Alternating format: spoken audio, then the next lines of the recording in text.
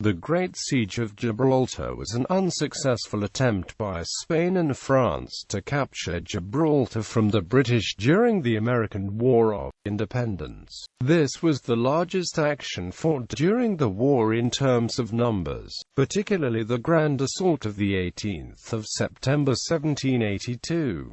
At 3 years and 7 months, it is the longest siege endured by the British Armed Forces. Background: in 1738 a dispute between Spain and Great Britain arose over commerce between Europe and the Americas. Initially, both sides intended to sign an agreement at the Spanish royal palace of El Pardo, but in January of the following year, the British Parliament rejected the advice of Foreign Minister Robert Walpole, who was a supporter of the agreement with Spain. A short time later, the War of Jenkins' Ear began, and both countries declared war on the 23rd of October 1739, each side drawing up plans to establish trenches near Gibraltar. Seeing these first movements, Britain ordered Admiral Vernon to sail from Portobello and strengthen the squadron of Admiral Haddock, who was already stationed in the Bay of Gibraltar. The passage of years failed to break the hostilities in the region. Then on the 9th of July 1746, King Philip V of Spain died in Madrid. His successor, Ferdinand VI, soon began negotiations with Britain on trade. The British Parliament was amenable to such negotiations, and even looked favourably upon lifting the British embargo on Spain and possibly ceding Gibraltar. The neutrality adopted by Ferdinand VI quickly ended with his death in 1759. The new king, Charles III, was less willing to negotiate with Great Britain. Instead, he signed a family compact with Louis XV of France on the 15th of August 1761. At the time, France was at war with Britain, so Britain responded by declaring war on Spain and capturing the Spanish colonial capitals of Manila and Havana. 2 years later, after cessation of hostilities, Spain recovered Manila and Havana in exchange for Spanish holdings in Florida as part of the 1763 Treaty of Paris. In the years of peace that followed, both France and Spain hoped for an opportunity to launch a war against Britain on more favorable terms and recover the lost colonial possessions. Following the outbreak of the American War of Independence, both states supplied funding and arms to the American rebels, and drew up a strategy to intervene on the American side and defeat Britain. On the 12th of April 1779, France and Spain signed the Treaty of Aranjuez, wherein they agreed to aid one another in recovering lost territory from Britain. Then, in June 1779, Spain declared war on Great Britain, France having done so the year before. France and Spain sought to secure Gibraltar, which was a key link in Britain's control of the Mediterranean Sea, and expected its capture to be relatively quick, a precursor to a Franco-Spanish invasion of Great Britain.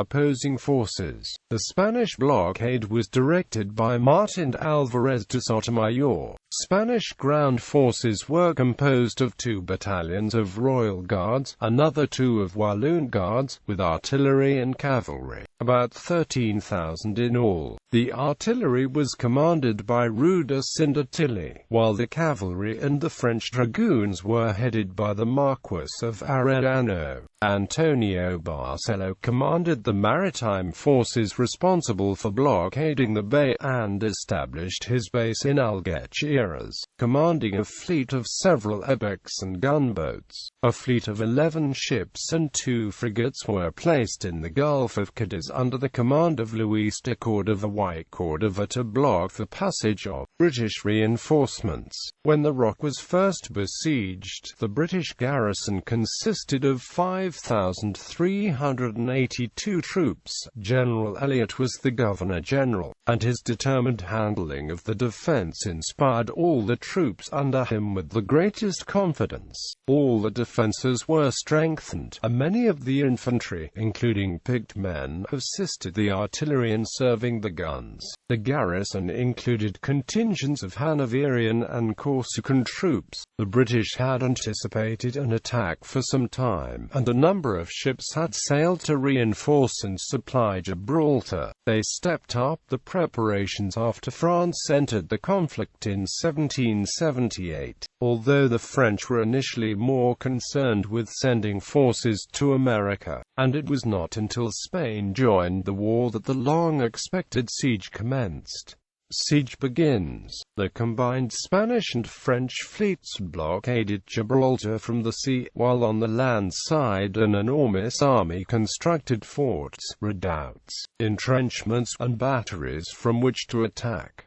General Elliot formed a corps of sharpshooters. As the winter of 1779 came down, the garrison began to suffer from want of fresh provisions, which became very scarce and dear. Bread was almost impossible to get, and was not permitted to be issued except to the sick and children. Salt meat and biscuits, and not much of that, soon became the food of the troops, with an occasional issue of 4 ounces of rice as a full day's ration. Fuel was exhausted, and fires were only made with difficulty. The salt-encrusted timbers of old ships broken up in the harbor for the purpose. To the rigors of the siege was added a violent outbreak of scurvy among the troops, due to the want of fresh vegetables and medicines. As the winter wore on, the scanty store of food grew so alarmingly low that the already meager ration was reduced to just enough to keep life in the bodies of the men. But the morale remained high, and the troops continued to take the turns at trench or battery, and endured the inclement weather and the shortage of food with fortitude. The Spanish were forced to commit increasing number of troops and ships to the siege, postponing the planned invasion of England. Due to this and the cancellation of the Armada of 1779.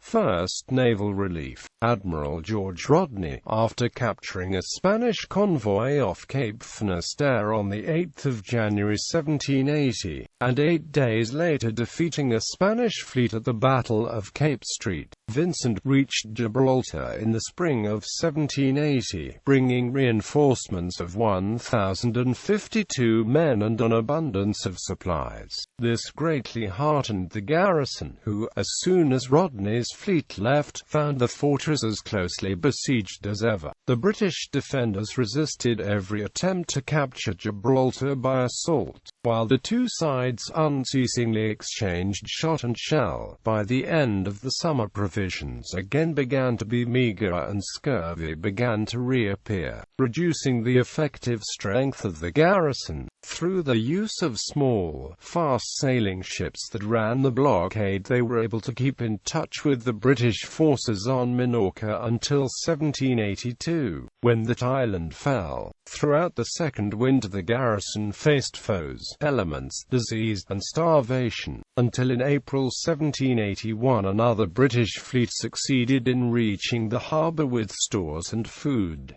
Second naval relief. On the 12th of April 1781, Vice Admiral George Derby's squadron of 29 ships of the line, escorting 100 storeships from England laden for Gibraltar, entered the bay. The Spanish fleet was unable to intercept Derby's relief. The Spanish, frustrated by this failure, opened up a terrific barrage while the stores were unloaded, but only did great damage to the town. The civilian population of Gibraltar sailed with Derby for England on the 21st of April, again without hindrance from the blockading Spanish and French fleet. Sortie. The French and Spanish found it was impossible to starve the garrison out. They therefore resolved to make further attacks by land and sea, and assembled a large army and fleet to carry this out. But on the 27th of November 1781, the night before they were launched the grand attack,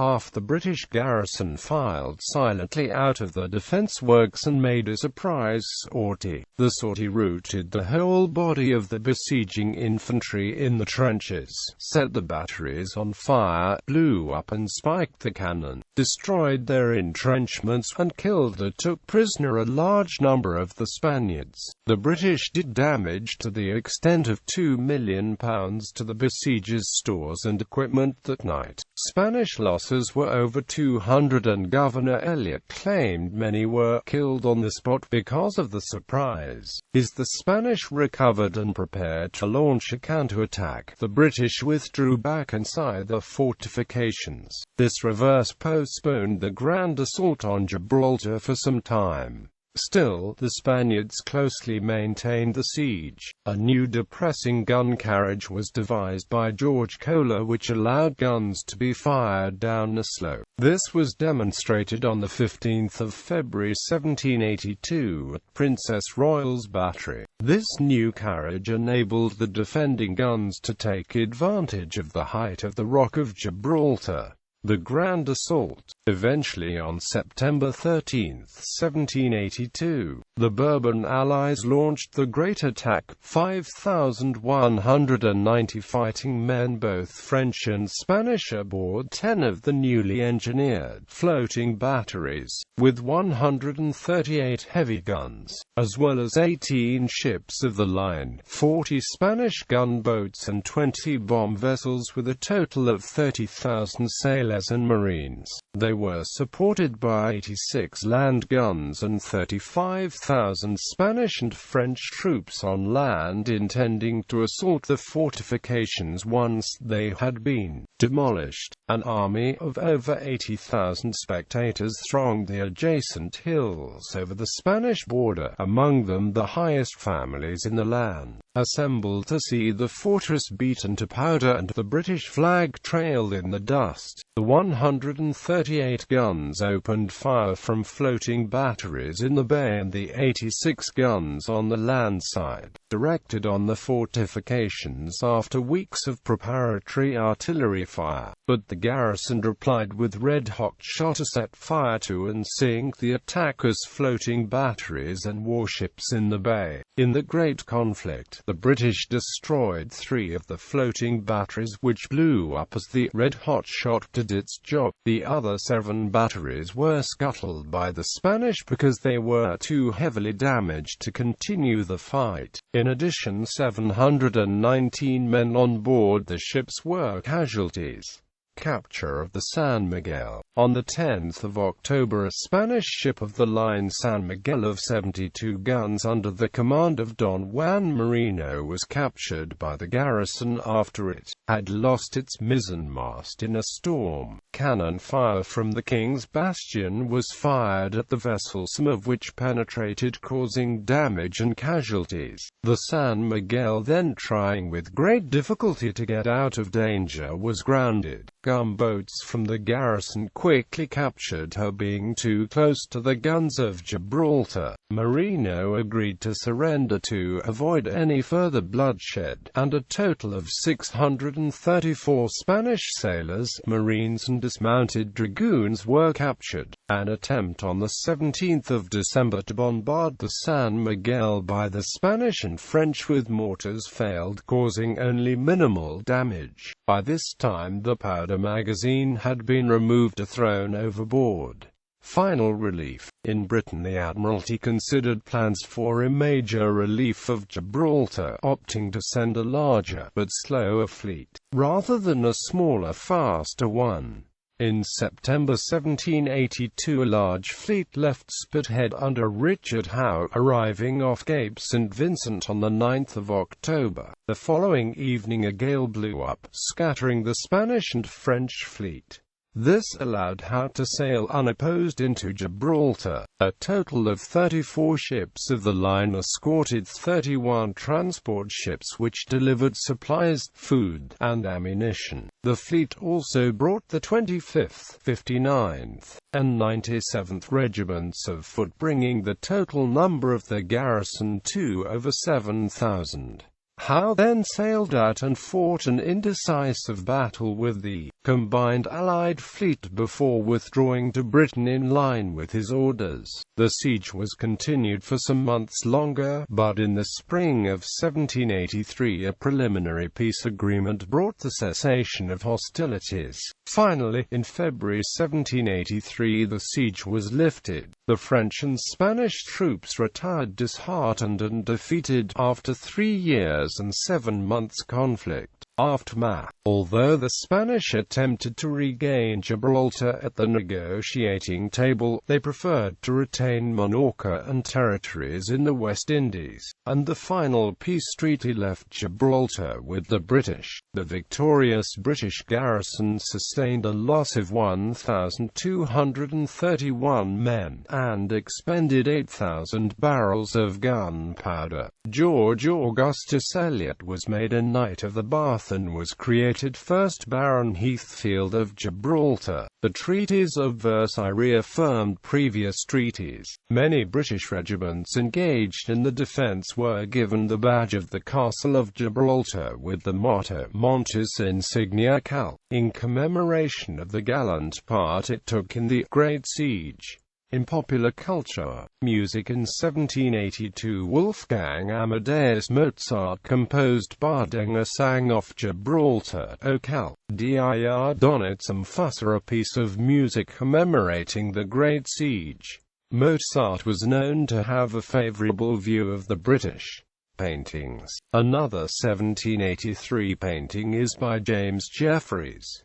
His painting of the floating batteries at Gibraltar is at the Maidstone Museum and Art Gallery. A 1789 work by American painter John Trumbull, the sortie made by the garrison of Gibraltar, 1789, covered the 1781 sortie that the garrison had made against the besiegers, and the dying officer Don José de Barbosa. Poetry. Alexei Svetkov's poem, The Rock, is inspired by the siege.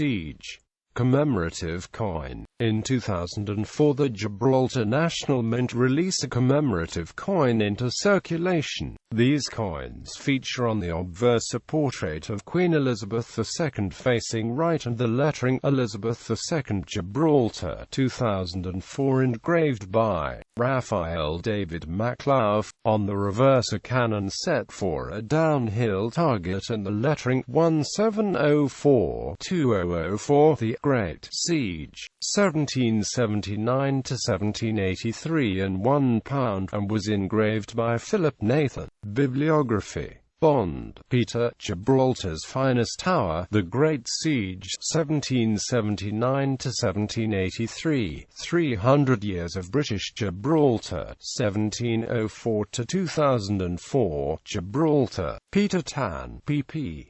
28-29. Access date equals requires URL equals Chartrand, René Kersel, Patrice. Gibraltar 1779 to 1783. The Great Siege, Gibraltar. Osprey, ISBN 978184176-977-6. Drinkwater, John. A History of the Siege of Gibraltar, 1779 to 1783, with a description and account of the garrison from the earliest periods. Edinburgh, Thomas Nelson. Faulkner, James. Fire over the Rock, The Great Siege of Gibraltar 1779 to 1783. Pen and Sword. Harvey, Robert. A Few Bloody Noses, The American War of Independence, London. Montero, Francisco Maria. Historia de Gibraltar y de su Campo, Imprenta de la Revista Medica. Monte, Angel Maria. Historia de Gibraltar, dedicada a Los Serenísimos Señores Infantes Duques de Montpensier Imp. Juan Mariano. Norwich, John Julius. The Middle Sea, A History of the Mediterranean, Random House. Roger, Nicholas. The Command of the Ocean, A Naval History of Britain, 1649 to 1815, London. Sailor Captain. Frederick, The History of Gibraltar and of its Political Relation to Events in Europe. Saunders, Otley and Amp Co. Stevens, Frederick, A History of Gibraltar and Its Sieges. Provost and Amp Co. Sugden, John. Nelson, A Dream of Glory. London. Sirrett, David, Admiral Lord Howe, A Biography. London. UXO, Jose Palisi, Referencias en torno al bloqueo naval durante los asedios al Moraima.